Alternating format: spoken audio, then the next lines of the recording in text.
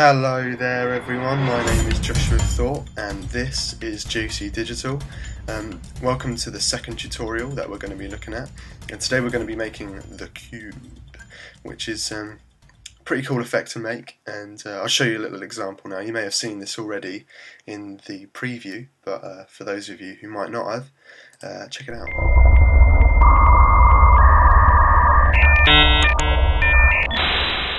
So a pretty cool effect and pretty exciting stuff actually.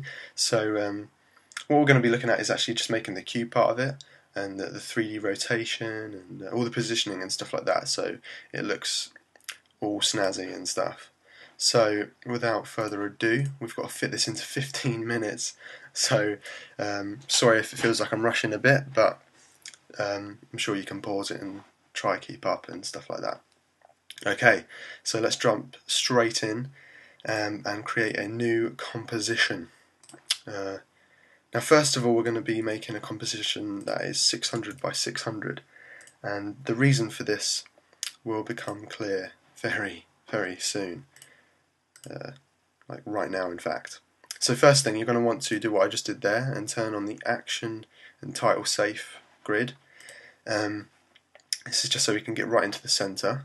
And basically each one of these comps, each square comp is going to be the face, each face of the cube. So we're going to make a square on each of these. So when you're making this, if you press Command and Shift and drag out like that, it will actually be a perfect square from where you click, which is really handy, so you can get it right in the middle. So yeah, drag the square out so it meets the edge of the comp, and get the stroke so it meets the first line of the action in title safe. You can probably get rid of that now. Now what you're going to want to do is go into the parameters of that shape and drop down the rectangle menu and just delete the fill. And that's how you get that kind of, you can see like all the way through the cube effect, which is quite cool, because if you turn on the transparency you can see straight through it. Now for this one I'm choosing this kind of electric blue, kind of sky blue colour, because it worked quite well with the futuristic feeling that I was trying to create, but you could choose anything that you like. I'll leave that up to you. Possibilities are endless. So now we've got the face. That's basically it. This is the building blocks of the cube. So let's make a new composition, and this time I'm going to be working with HD. This is the preset that I like to use. So if you click that and click OK, and just drag in that first comp that we used, so that's comp 1, and basically this is just going to be the faces. So this first one will be the front face. So to first thing, turn on the 3D. It's vital that you turn 3D on. But if you rename this front, now to rename, you highlight it, press enter, and then just type. Don't go there clicking for ages like you're trying to highlight it, because that won't do nothing. Okay, so we've got the front face. We're making good progress. And you duplicate that by pressing Command and D, and again hit enter and rename it back. Now if you haven't noticed what we're doing, these are the faces: front face, back face. Bring up the position parameters by hitting P, and we're going to be moving this one back in Z space 600. Now it's 600 because that was the size of the first comp, 600. So we don't have to do any like fine tuning with the positioning, because 600 is very easy to divide up, and it should just all meet up by typing in the right numbers. Cool. Right, duplicate the front face again and rename this one top, and go again into the position and bring up the rotation values as also. Now move this one back 300, which is halfway in between, and rotate it 90 on the X, and that will make it flat. You can't really see it there, but it is flat in the middle there. There you go, that's a bit easier. And then we're going to want to move it up to the top. Now to do that, you just have to take 300 off this X value here. So it's like, oh no, sorry, the Y value, moving up, so X, Y, Z. And so you just need to minus 300 off that, so that's 5, 4, 3, 2. So just take off the 5 and replace it with a 2. And there we go, it's at the top. And now we want to duplicate the top layer again, and this will become the bottom face. Bring up the position, and then we're going to want to add 600 onto this, so it goes all the way down to the bottom.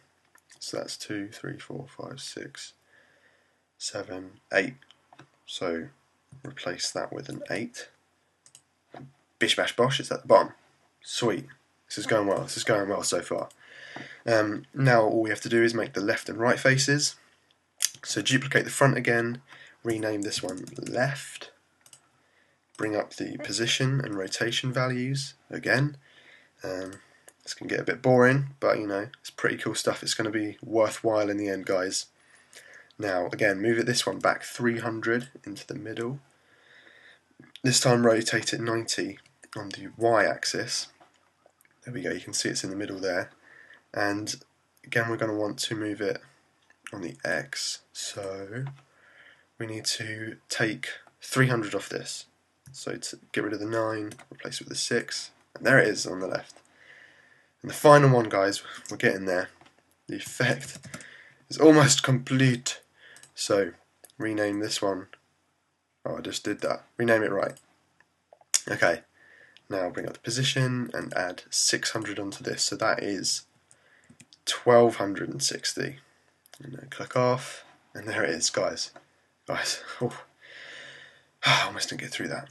Okay, now we have our cube. How cool is that? Now we're actually not going to be doing any of the animating in this composition. This is just simply the building of the cube. Now you might want to rename this comp to cube so we don't get lost. And then let's get to animating this. So to animate it, you go to and make a new composition, exactly the same as the last one. Click OK, and just drag that cube inside. Now I know what you're thinking. This isn't 3D now.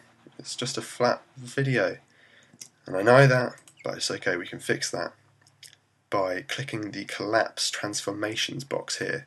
Now that's that little sundial in the middle, and if you check that, nothing happens. No, I'm joking. It will all become clear. Yeah. So check the 3D as well on that one, and what you'll notice now is that when we go to the rotation, it actually rotates. Check that out. Look at that. Now, the awkward thing now is that it's rotating around the front point. So we just need to move the anchor point to the center of the cube. So again, just type in 300 on the anchor point up here in the Z value. And there we go, guys. Pretty much there. You might want to scale it down a little bit, maybe to about 60 or so. Maybe that's not a bit too much, about 70. Cool beans. Now it doesn't really look like a box now. The lines are quite close together. In my last one it looked like a lot more stretched out and stuff like that. Now how I did that was add a camera. So what you do is you go to Layer, New, Camera, and you'll get this little dialog box pop up. And to make it look more 3D, the 24mm preset works really well. It kind of is almost like a wide angle lens, and it makes it look a lot longer, like that. And we're actually getting quite close to the effect that I like now. But don't get worried about the camera. We won't actually animate that at all. That's just to make it feel more 3D. All we do is actually animate the cube. So you want to bring up the rotation values by hitting R, and just keyframe all of the actual rotation values, not the orientation, just the rotation ones, and go in about 2 seconds-ish. Don't need to be precise, but keyframe again. Now here you have like lots of different zeros. Now the second lot are like fine-tuning ones, so you can do like single degrees, and the second ones act as whole rotations. So in my one, I had it, let's just bring that up again, I had it start and finish at the front of the cube. Now that was literally only one rotation in all of them, so literally just add one to each one at the beginning, and let's see how that looks. There it is, guys. That is exactly the same animation as mine was. Now it's a bit, sudden and stuff like that, so we might want to add an easy ease to all of these. So to do that, you just hit F9 on your keyboard, and the effect should be a lot more smooth and nice. I don't know if you watched the last tutorial. If not, you should go back and check that. But we went slightly over the grid, the graph editor. So we're going to do that again here, just to make that ending a little bit smoother. I'm just going to drag that out.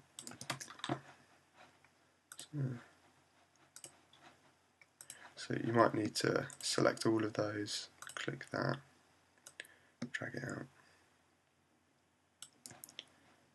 No, I didn't do it for all of them for some reason.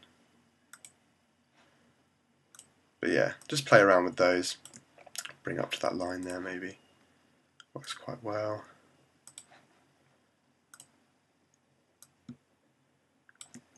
Cool. Oopsies. Okay. Here it is. So that's how you basically make the cube, guys. I mean, I'm not going to go into too much detail just because of time and stuff like that, but you can just add loads of effects, and I added like a glow. That's exactly the same as the last tutorial, adding the shadow, but you just fill it with a light colour, try and match the cube itself, so it looks like it's giving off light and stuff like that. One cool effect that you might want to do is add a text layer, and maybe just for the demonstration I'll just write cube. Let's go like a standard Helvetica or something like that. Make it white so we can actually see it. And what I did is made that a 3D object and parented it to the cube. Now parenting is really easy. You just take this little spirally thing there, which is called the pick whip, and you do it on the cube, and you just drag it down to the actual cube, and it will rotate in the middle. Now you want to be a bit more kind of precise about how you position it and stuff like that, but it kind of helps sell it a little bit more by having something inside it. Like I added sound waves and other effects, and but yeah, guys, just do whatever you want. I'm going to give away the project file so you can take a look at my one and all the different effects that I put on there, and yeah, I hope this was really helpful, and stay tuned for another tutorial next week. I'll try to be a bit more regular with how I do these, and thanks very much, guys. I'm tuning out. A quick side note, after watching that tutorial, I just want to give you a little bit of an example of what other things you can create with this effect. Like making different planes, like different faces of an object. Like each one of these is a different face, and I put this together yesterday. And yeah, I want a little competition for you guys. If whoever posts the best video response after watching my tutorial, I'm going to give this to them. For use in whatever they want to do. Maybe they're making a Killzone Let's Play, or a Killzone walkthrough or something like that. And yeah, so get making, guys, and see what you can make, and you may be the proud owner of this Killzone effect. Thanks very much.